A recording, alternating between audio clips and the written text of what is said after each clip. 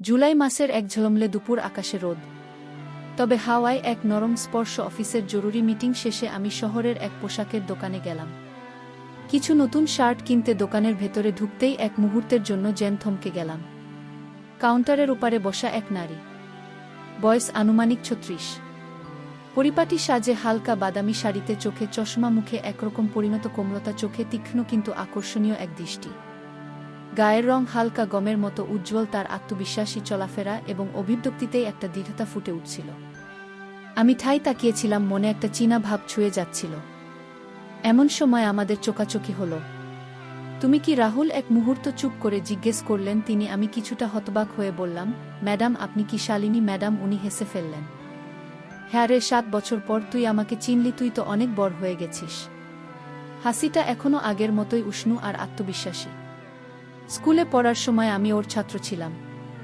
ইংরেজি পড়াতেন, তার ক্লাসে বসা মানে ছিল শুধু পড়াশোনা নয়, জীবনের প্রতি দৃষ্টিভঙ্গি শেখার এক ভিন্ন অনুভব। আমি কিছুটা কুণ্ঠিতভাবে বললাম, আসলে আপনার মতো কাউকে ভুলে যাওয়া যায় না, শুধু সময় হয়তো অনেক দূরে নিয়ে যায়। উনি মৃদু হেসে বললেন, তুই তো এখন বড় চাকরি করিস, বেশ দেখছি পাল্টে গেছিস অনেক। আমি বললাম, আপনাকেও খুব বদলে গেছে মনে হচ্ছে না, বরং আগের থেকেও বেশি পরিপূর্ণ আর প্রাণবন্ত লাগছে। উনি হেসে কিছু বললেন না, শুধু চোখে এক অনুচ্চারিত কৃতজ্ঞতা ফুটে উঠল। শুধু আমার চোখ বলছিল কিছু, যেটা হয়তো উনি অনুভব করছিলেন, বুঝেও কিছু বলছিলেন না। দোকান থেকে বেরোনোর সময় উনি নিজেই বললেন, চল, আমার বাসা খুব কাছেই, এক কাপ চা খেয়ে যাবি। একটু চমকে গেলাম। এখনই? হ্যাঁ, আমি সদ্য এই ফ্ল্যাটে ফিরেছি, সব অগোছালো, তুই গেলে ভালো লাগবে, তোর সাথে অনেক কথা জমে আছে। আমি মাথা নাড়লাম, আজ যেন দিনের পরিকল্পনা নিজে বদলে নিচ্ছে। আমরা গাড়িতে উঠলাম। হালকা রোদের আলো পড়ছিল ওর মুখে। আমি জানালার দিকে তাকিয়ে থাকার ভান করলেও স্বামী মারা যাওয়ার পর অনেক বছর বাবার বাড়িতে ছিলাম, এখন আবার নিজের ফ্ল্যাটে ফিরেছি। কয়েকটা কাজ বাকি আছে, বিক্রি করব, চিন্তা করছি। কিছুটা সময় নিজের জন্য রাখতে চাই। আমি শুধুই শুনছিলাম, কোনো প্রশ্ন আসছিল না, শুধু অনুভবের গভীরতা বাড়ছিল। বাড়ির সামনে গাড়ি থামো। উনি বললেন, চল, এক কাপ চা খাও, কথা হবে। আমি গাড়ি পার্ক করে ওনার পেছন পেছন ফ্ল্যাটে ঢুকে গেলাম। ফ্ল্যাটটি ছোট কিন্তু সাজানো, পরিপাটি, জানালা দিয়ে নরম আলো আসছে, পর্দাগুলো সাদা আর হালকা নীল রঙের, দেয়ালে বইয়ের শেলফ, পাশে একটা সোফা আর ছোট্ট টেবিল। দেয়ালের ফ্রেমে এখনও রয়ে গেছে পুরনো ছবি, একটাই, শালিনী ম্যাডাম, আর পাশে এক অচেনা পুরুষের মুখ। আমি ভদ্রভাবে বসে পড়লাম সোফায়। তিনি বললেন, তুই বস, আমি চা বানিয়ে আনি, কিছু খাবে? না না, কিছু না, আপনি জানুন শুধু। রান্নাঘরের দিকে যেতে যেতে তার চলাফেরার মধ্যে এক ধরনের পরিণত নারীত্ব ফুটে উঠছিল। অবদমন নয়, একান্ত আপন সম্মানবোধের প্রকাশ। চা বানাতে বানাতে উনি বললেন, তুই এখন কোথায় থাকিস? আমি বললাম, দূরে না, এই শহরেই একাই থাকি। অফিসের ব্যস্ততা, ঘরে ফিরলে নীরবতা। তিনি একটু হেসে বললেন, তাই বুঝি এখনকার ছেলেরা একা থাকতে শেখে, অথচ আমরা একা থাকতে শিখতে বাধ্য হই। চায়ের কাপ হাতি তিনি বসলেন আমার পাশে, খুব কাছাকাছি, কিন্তু ঠিক গায়ের সাথে গাল লাগা নয়, একরকম ভারসাম্য রক্ষা করে বসা। তিনি এবার একটু নিচু ঝরে বললেন, রাহুল, তুই জানিস আমি খুব কষ্টের মধ্য দিয়ে গিয়েছি। স্বামী হারানোর পর এই শহরে ফিরে আসতে আমার অনেক সাহস লেগেছে। আমি বললাম, আপনার চোখে আজ যা দেখছি, তাতে মনে হয় আপনি কষ্টকে জয় করেছেন। উনি চুপ করে রইলেন, চোখে একটু জলের ঝিলিক দেখা গেল, হয়তো সেটা রোদে পড়া আলো বা হয়তো স্নিগ্ধ বেদনা। হঠাৎ উনি বললেন, আমার বয়স তো এখন অনেক, তুই নিশ্চয়ই বোঝেস, এই বয়সে মানুষ শরীরের থেকে বেশি স্পর্শ চাই, সাহচর্য, একটু বোঝাপড়া। আমি চুপ করে রইলাম। সময় যেন দাঁড়িয়েছিল কিছুক্ষণের জন্য।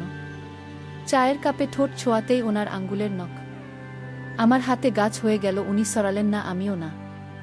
মুহূর্তটা কথা বলল, অনেক কথা, কোনো শব্দ ছাড়া। আমি একমুখে তাকিয়ে থাকলাম উনার দিকে। সেই আগের শালিনী ম্যাডাম নেই, এখন তিনি একজন সম্পূর্ণ নারী, যার চোখে আছে অভিজ্ঞতা, ঠোঁটে দুঃখ আর মুখে গর্ব। উনি আমার চোখের দিকে তাকিয়ে বললেন, তুই চাইলে মাঝে মাঝে আসতে পারিস, এই নীরব দুপুরগুলো ভাগ করে নিতে। চোখের ভাষায় আমি বললাম, আমি আসব। আমরা জানালা দিয়ে বাইরে রোদ দেখছিলাম, কিন্তু ভেতরের আলো তখন আরও উজ্জ্বল, আরও উষ্ণ। সন্ধ্যা নামার আগে শালিনী ম্যাডামের ঘরে বাতি জ্বলে উঠেছে। উনার মুখে তখন নরম হাসি, চায়ের কাপ খালি, কথাগুলো পূর্ণ। উনি উঠে দাঁড়ালেন, হঠাৎ মুখটা আমার দিকে ফিরিয়ে বললেন, চল বারান্দায় যাই, হাওয়া ভালো লাগবে। বারান্দায় দুজন পাশাপাশি দাঁড়ালাম। ওনার শাড়ির আঁচল বাতাসে উঠছিল। আমি একটু সাহস করে বললাম, আপনি এখনো আগের মতোই সুন্দর।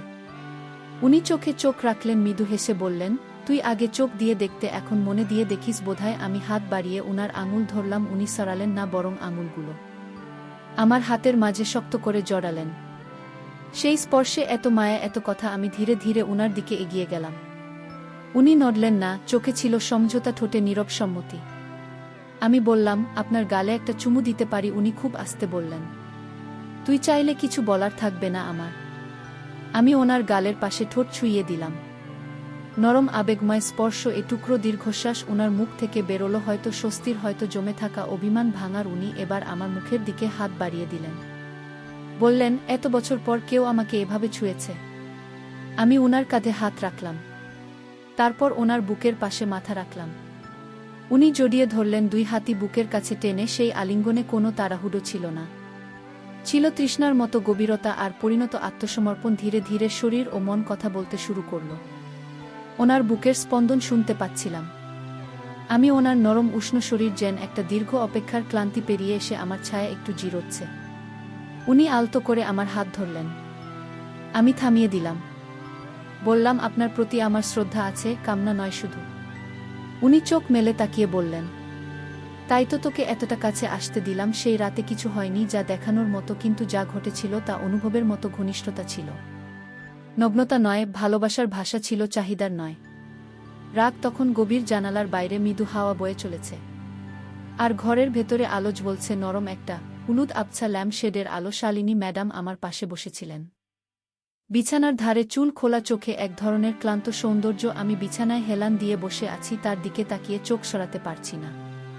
উনি ধীরে ধীরে বললেন, রাহুল, আমি জানি এই বয়সে আমার থেকে ছোটকার সঙ্গে এমনভাবে ঘনিষ্ঠ হওয়া সমাজ মানে না, কিন্তু মন তো সমাজের নিয়ম মেনে চলে না। তাই তো আমি এগিয়ে গিয়ে তার হাত ধরলাম। বললাম, আপনার পাশে যখন বসি তখন মনে হয় আপনি আমার বয়স এসেছে, অনেক বেশি তরুণী, আর আমি আরও পরিণত হয়ে উঠি। তার শরীরে তখন ছিল শাড়ির উপর একটি হালকা চাদর। আমি খুব আস্তে ওর কাঁধে হাত রাখলাম। সে চাদর সরে গেল, একপাশে নিচে একটি স্লিভলেস ব্লাউজ, যা থেকে উনার কোমল উজ্জ্বল বাহু ঝিকমিক করছিল। আমি তার চোখের দিকে তাকিয়ে বললাম, আমি চাই এই মুহূর্তটা শুধুই আমাদের হোক। আপনি যদি রাজি থাকেন। তিনি কোনো উত্তর না দিয়ে আমার কাঁধে মাথা রাখলেন। তার নিঃশ্বাস গা ছুঁয়ে যাচ্ছে, ধীরে ধীরে আমার বুকের ভেতরে ঢুকে যাচ্ছে এক গোপন অভিপ্রায়। আমরা ধীরে ধীরে একে অপরের খুব কাছাকাছি এলাম। আমি ওনার কপালে চুমু খেলাম, তারপর গালে, তারপর ঠোঁটে। এই চুমুতে ছিল না হটকারিতা, ছিল ধৈর্য, ছিল ভালোবাসা, ছিল এক পুরনো বুকচাপা অনুভূতির মুক্তি। তিনি তখন চোখ বুজে বললেন, আমি কাউকে ভালোবাসিনি অনেক দিন, আর আমার শরীর ও কারোর ছোঁয়া পায়নি অনেক বছর, কিন্তু আজ মনে হচ্ছে আমি আবার বেঁচে উঠেছি। আমি ধীরে ধীরে উনার গলার কাছ দিয়ে আলতো চুমু খেতে লাগলাম। উনি এক হাত দিয়ে আমার মুখের পাশে স্পর্শ রাখলেন, নরম, কাপা আর বিশ্বাস ভরা। আমরা খুব আস্তে, সম্মান রেখে একে অপরকে আলিঙ্গন করলাম। উনি বললেন, তুই আমার ভিতরকার শূন্যতাকে ভালোবাসা দিয়ে পূর্ণ করিস রাহুল, শরীর দিয়ে নয়, শুধু মন দিয়ে, চোখ দিয়ে, সাহচর্য দিয়ে। আমরা রাতভর পাশে শুয়ে থাকলাম, আলিঙ্গনে, আদরে, উষ্ণতার ঢেউজে। এই ছিল এক শারীরিক মিলন নয়, এক আবেগের পরিপূর্ণতা। সকালে ঘুম ভাঙতেই আমি চোখ মেললাম। শালিনী ম্যাডামের মুখের দিকে ঘরের মধ্যে ছড়িয়ে পড়েছে নরম রোদ, আর সেই রোদের আলো ওনার মুখটা যেন আরও শান্ত, আরও কোমল লাগছিল। তিনি তখন চুপ করে আমার পাশে শুয়েছিলেন, এক হাত আমার বুকের উপর, আর মুখে এক রকম অস্বস্তির ছায়া। আমি বললাম, আপনি যদি চান, আমি এই সম্পর্কটা শুধু এই ঘরেই না, বাইরে থেকেও আঁকড়ে ধরব। তিনি আস্তে করে বললেন, আমি তো চাই তুই পাশে থাকিস, কিন্তু সমাজ কি আমাদের মেনে নেবে? রাহুল, আমি উঠে বসে বললাম, সমাজ তো প্রশ্ন করবেই, কিন্তু আপনি কি পারবেন? আজকে ছাড়িয়ে এসে আমার হাতটা ধরতে তিনি একটু চুপ করে থাকলেন। তারপর উঠে দাঁড়িয়ে জানালার দিকে তাকিয়ে বললেন, আমার বয়স, বিধবা, পরিচয়, একা থাকা, সব কিছুকে আমি লজ্জা নয়, সাহস দিয়ে মোকাবিলা করেছি, কিন্তু ভালোবাসা পাওয়ার অধিকার কি আমি আজও রাখি? আমি পিছন থেকে গিয়ে ওনার কাঁধে হাত রাখলাম। বললাম, আপনার চোখ, আপনার মন, আপনার শরীর, সবকিছুই সুন্দর, গ্রহণযোগ্য, শুধু আমার কাছেই না, একজন সত্যিকারের ভালোবাসার যোগ্য মানুষের কাছে, এবং আমি সেই মানুষ হতে চাই। আমরা একসাথে বাইরে ঘুরতে বেরোলাম, রেস্টুরেন্ট, সিনেমা পার্ক। কিছু চোখ বিস্মিত ছিল, কিছু মুখ ফিসফাস করেছিল, কিন্তু আমরা ধীরে ধীরে অভ্যস্ত হয়ে পড়লাম এই সম্পর্কের সত্যকে সম্মান করার সাহসে। ম্যাডাম একদিন নিজে থেকেই বললেন, তুই যদি আমার পাশে থাকিস তাহলে আমি আর কাউকে ভয় পাই না।